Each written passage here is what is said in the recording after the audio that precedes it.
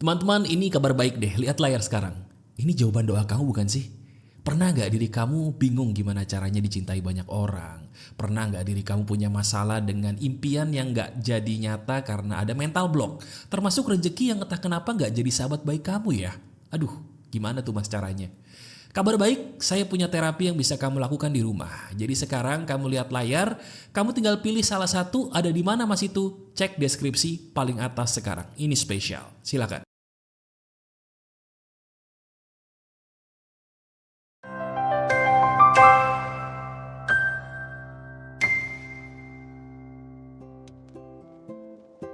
Halo teman-teman, apa kabar? Ada saya kembali Aryan Surya, sahabat baik kamu dari Pagar Kehidupan. Berapa kali coba diri kamu berusaha berkata-kata positif, termasuk soal rejeki ya. Tapi kok entah kenapa yang namanya rejeki itu termasuk jodoh, termasuk uang, bahkan termasuk pergaulan. Ada aja gitu loh hal-hal yang bikin kita sedih, mohon maaf. Bukan karena kita cengeng, bukan karena kita itu memble atau orang yang gampang ngeluh, bukan sama sekali. Tapi justru sebaliknya, pernah nggak diri kamu menjadi orang yang rasa sial banget di saat kamu berusaha jadi orang yang selalu kuat menghadapi hidup? Kalau pernah dan ini kamu banget, coba katakan di komentar, Mas ini lagi-lagi kok saya banget. Biar saya tahu dan saya doain kamu yang betul-betul belum apa-apa udah relate banget dengan video ini. Silahkan. Nah sebentar, Mas. Kok belakangan ini kalau ada video baru di Pagar Kehidupan, saya tuh selalu ngerasa bingung. Kenapa bingung? Kok bisa semakin relate gitu loh mas, pas banget dengan apa yang saya alami. Termasuk pembahasan di hari ini nih mas. Belum apa-apa saya tuh udah kayak keselak gitu loh. Keselaknya karena ini kok lagi-lagi saya banget. Bener mas, saya baru-baru ini atau pernah mengalami jadi orang yang paling sial. Bukan di saat saya menyerah, tapi di saat saya berkata bahwa saya mampu, saya bisa. Tapi kok rasanya saya semakin rapuh ya mas? Itu kenapa bisa begitu? Nah ini, teman-teman, ini adalah hari yang baik buat kamu. Kenapa? Karena di hari ini izinkan saya sebagai sahabat baik kamu ya, untuk memberikan sebuah terapi. Betul, terapi yang ada kaitannya dengan bagaimana menarik rejeki kalau di saat ini kamu benar-benar jadi orang yang berusaha kuat, tapi kok maaf ngerasa jadi yang paling sial dibandingkan kamu yang terdahulu. Waduh, ini dia nih ya. Jadi sekarang kamu relax aja, santai aja, senyumkan dulu diri kamu. Dan maaf saya bilang dari depan, kalau ketampar harap maklum aja ya. Karena udah biasa banget nih, sahabat Pagar Kehidupan yang mendengarkan video saya selalu merasa bingung. Karena kok ini orang bisa nebak ya bahwa ini saya banget. Yuk kita berusaha untuk membuat tamparan yang tidak menyakitkan kali ini untuk kamu sebagai sahabat saya. Oke siap? Nih kita mulai. Gini teman-teman, saya langsung to the point aja ya. Kenapa diri kamu kok di saat berusaha jadi orang yang paling kuat, maaf malah jadi ngerasa paling sial? Tahu nggak kenapa penyebabnya? Langsung aja ya. Maaf nih kalau ini jujur banget. Itu bisa terjadi karena selama ini diri kamu gak punya siapa-siapa. Lo bener, saya ulangi dulu ya. Saya ulangi dulu. Itu bisa terjadi karena selama ini diri kamu benar-benar tidak punya siapa-siapa. Titik. Sebentar. Sampai sini coba kita renungkan dulu. Kamu renungkan dulu secara jujur apa adanya. Bener nggak di saat kamu jadi orang yang sedih banget, di saat kamu ngerasa paling kuat tapi malah jadi makin sedih, di saat itu maaf, bener kan sebenarnya diri kamu lagi tidak punya siapa-siapa di dalam hidup kamu. Bener atau tidak, renungkan. Mas, aduh ampun mas, kok ini bener banget lagi. Kok saya jadi pengen nangis, kenapa ya mas? Gini teman-teman, tahu nggak kenapa kamu mendadak kayak sedih banget? Itu karena apa yang saya bilang ini benar-benar kenyataan. Gini, saya kasih tahu ya. Diri kamu itu sebenarnya kesepian. Tapi kamu tidak mau mengakui bahwa diri kamu kesepian. Saya ulangi lagi, teman-teman. Maaf nih kalau ini terlalu jujur, tapi ini benar untuk mengobati kamu. Dengerin. Diri kamu selama ini itu kesepian. Tapi karena diri kamu gak mau menganggap bahwa ini semua betul-betul terjadi, saya benar-benar kesepian, Sadar nggak diri kamu selalu mencari cara dengan cara-cara apapun yang membuat kamu seolah-olah benar aku tidak kesepian mas, aku baik-baik saja. Nah sebentar. Kalau didengerin sampai sini aja, kamu bakal salah tafsir nih sebagai sahabat saya dan itu berbahaya. Izinkan saya menyempurnakannya supaya jadi solusi yang kamu cari. Gini, diri kamu memang kesepian. Tapi kesepian di pagar kehidupan itu beda loh. Saya ulangi, diri kamu memang kesepian. Tapi kalau saya bilang kesepian, menurut pengertian saya nih sebagai sahabat baik kamu di pagar kehidupan itu tidak pernah mengatakan bahwa orang yang gak punya pacar itu kesepian. Orang yang gak punya pasangan itu kesepian, bukan. Pagar kehidupan juga tidak pernah mengatakan bahwa orang yang tidak punya teman, tidak punya keluarga itu kesepian, bukan. Bukan kesepian itu yang saya maksud, sama sekali bukan. Nah, wah menarik nih. Lantas kalau bukan kesepian seperti itu, emang kesepian seperti apa sih yang Mas Aryan maksud? Nah, ini menarik nih. Teman-teman, saya mau tanya dong, tapi tolong jawab jujur ya, dalam hati aja. Kamu tahu gak sih bedanya sepi sama kesepian? Apa bedanya sepi dengan kesepian? Apakah semua hal itu sama? Apakah kedua hal ini beda atau sama? Jujur? Atau kamu gak tahu bedanya? Sepi sama kesepian itu beda. Sepi itu adalah ketika kamu tidak ada siapa-siapa di sampingmu, tidak ada siapapun di sekitarmu, namun kamu ngerasa baik-baik aja, kamu ngerasa bisa menikmati hidup dengan dirimu sendiri. Itu namanya sepi. Tapi kesepian itu beda. Kesepian itu adalah ketika diri kamu bisa jadi punya pacar, punya suami atau punya istri. Bisa jadi teman kamu banyak, bisa jadi sekitar kamu rame banget kayak di pasar. Tapi kamu ngerasa kosong. Kamu ngerasa bahwa aku tidak memiliki mereka semua. Aku ngerasa tidak di sini. Aku ngerasa badanku di sini mas, tapi jiwaku melayang entah kenapa. Nah itu, ketika jiwa kamu melayang entah kemana dan entah kenapa, itulah di saat kamu ngerasa kosong. Di saat kamu ngerasa kosong bahkan di tengah-tengah keramaian, itulah yang namanya kesepian. Jelas gak sampai di sini? Nah jadi sekarang sampai sini saya mau ngejelasin dulu.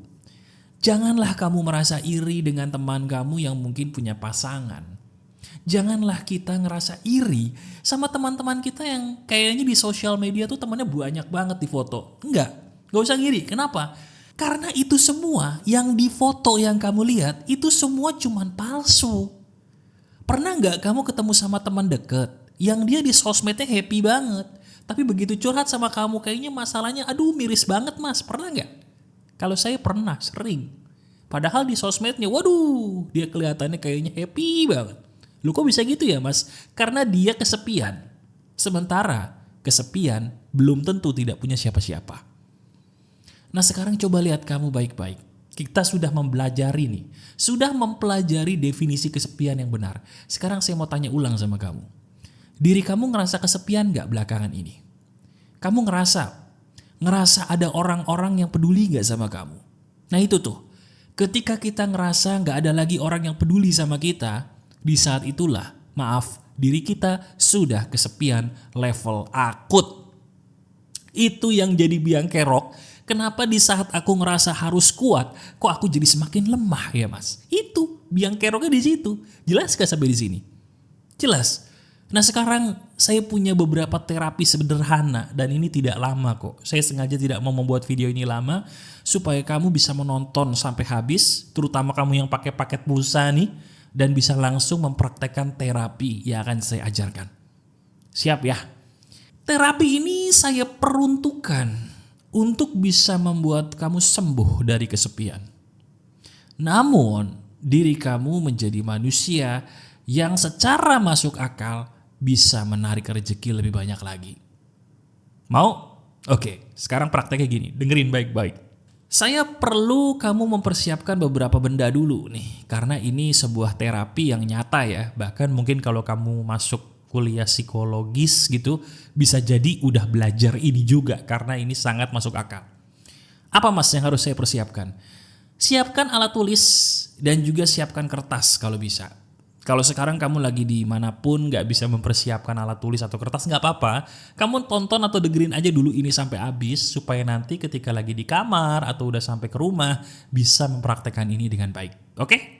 Gini caranya. Sekarang kamu duduk dulu deh ya. Duduk dulu di sebuah kursi yang nyaman banget buat kamu duduk sambil nulis. Jadi lihat tuh kursinya buat kamu menulis enak nggak? Ada mejanya nggak di sampingnya? Kalau nggak ada nggak apa-apa. Duduk bersila di lantai pun boleh. Yang penting duduknya nyaman dan bisa kamu gunakan posisi itu untuk menulis dengan nyaman. Oke? Siap? Silahkan. Sudah? Wah, ini menarik nih. Saya lihat kamu semangat banget. Nah, sekarang saya pengen kamu jujur dengan diri sendiri. Oke, saya ulangi. Saya ingin kamu jujur dengan dirimu sendiri. Gak usah bohong karena bohong itu tidak menguntungkan. Jujur apa, Mas? Lihat diri kamu. Diri kamu lebih nyaman menggunakan tangan kanan atau tangan kiri untuk menulis. Saya ulangi pertanyaan saya. Lihat diri kamu sekarang. Kamu lebih nyaman menulis menggunakan tangan kanan atau dengan tangan kiri? Kalau kamu adalah orang yang sama seperti saya, biasa menulis menggunakan tangan kanan, sekarang saya paksa kamu untuk menulis menggunakan tangan kiri. Nah, nggak usah tanya kenapa, nanti saya jelasin, kita praktek dulu ya. Tapi, kalau kamu adalah orang yang kidal, lebih nyaman nulis pakai tangan kiri, Mas, berarti kebalik, kamu saya paksa untuk nulis pakai tangan kanan. Gunakan tangan yang paling tidak nyaman ketika kamu menulis. Ingat ya, tangan yang paling tidak nyaman ketika kamu gunakan untuk menulis. Siapkan dulu sekarang. Nah, sudah siap nih? Udah ditaruh alat tulisnya di tangan kiri atau tangan kanan? Udah ada kertas di depan wajahmu? Bagus. Ini yang paling keren nih. Sekarang, saya ingin kamu mendoakan dirimu sendiri dengan doa-doa terbaik. Tapi, ada tapinya nih. Apa itu, Mas? Doakan dirimu di kertas dengan tulisan yang kamu tulis menggunakan tangan yang kamu tidak nyaman untuk dipakai menulis. Waduh. Nih saya kasih contoh dulu ya. Misalnya saya ini nyaman kan menggunakan tangan kanan nih teman-teman untuk menulis. Sekarang saya pakai tangan kiri dong. Saya tulis di kertas itu doanya satu kalimat aja, nggak usah banyak-banyak. Yang mana doa itu saya pengen banget menjadi kenyataan di dalam hidup saya, seizin Tuhan. Nanti saya jelasin kenapanya ini bisa efektif, tapi kita praktek dulu deh ya. Nah, saya contohinnya begini. Misalnya saya pengen punya sebuah goal, mendapatkan penghasilan 50 juta rupiah per bulan misalnya. Saya tulis tuh menggunakan tangan kiri. Saya sudah memiliki penghasilan 50 juta rupiah per bulan. Tulis di kertas sekarang menggunakan tangan kamu yang paling tidak nyaman untuk menulis. Saya tungguin 1 menit, silahkan tulis sekarang. Bebas, satu aja dulu, silahkan.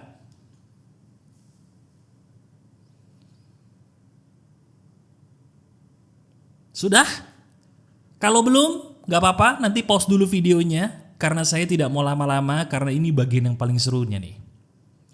Teman-teman, kamu sadar gak apa yang kamu lakukan barusan itu sebenarnya adalah hal yang paling penting yang banyak orang gak tahu. Tahu gak kenapa? Kenapa saya suruh kamu melakukan ini? Nih saya kasih tahu rahasianya. Otak kita diciptakan Tuhan itu sangat luar biasa hebat. Saya ulangi, otak kita, otak saya nih sama otak kamu diciptakan Tuhan itu sangat luar biasa hebat. Maksudnya apa? Dengan kita menggunakan kekuatan pikiran, kita bisa menarik segala sesuatu yang diizinkan Tuhan lebih cepat masuk ke dalam hidup kita. Bukan karena magic, bukan karena tahayul, tapi karena alam bawah sadar kita bekerja lebih baik ketika kita menuliskan hal-hal yang baik dengan menggunakan tangan yang kamu tidak nyaman untuk dipakai menulis. Loh kok bisa Mas? Kenapa? Karena ketika tangan yang kita pakai adalah tangan yang bikin kita nggak nyaman sewaktu menulis, di saat itu terjadi, alam bawah sadar kita terprogram dengan lebih kuat. Saya ulangi, di saat kita menulis kalimat apapun menggunakan tangan yang paling tidak nyaman kita pakai untuk menulis, di saat itu secara tidak sadar alam bawah sadar kita terbuka lebar untuk diprogram. Dan kamu tahu, terutama yang sekolah psikologis nih, boleh dong sharing di komentar. Kasih tahu ke teman-teman bahwa alam bawah sadar kita itu loh yang memegang peranan paling besar dalam perilaku kita setiap hari. Jadi kalau alam bawah sadar kamu itu sudah positif, jangan heran perilaku kamu sendiri pun akan positif. Nah di sini nih ilmiahnya. Di saat perilaku kita sudah positif, saya mau tanya, yang terjadi dalam hidup kita positif atau negatifkah? Jawab. Positif. Berarti yang membuat hal positif terjadi ke dalam hidup kita itu siapa seizin Tuhan? Kita sendiri. Kita sendiri yang membuat semua hal itu rata-rata terjadi. Makanya nih saya sebagai seorang muslim sering baca terjemahan Quran.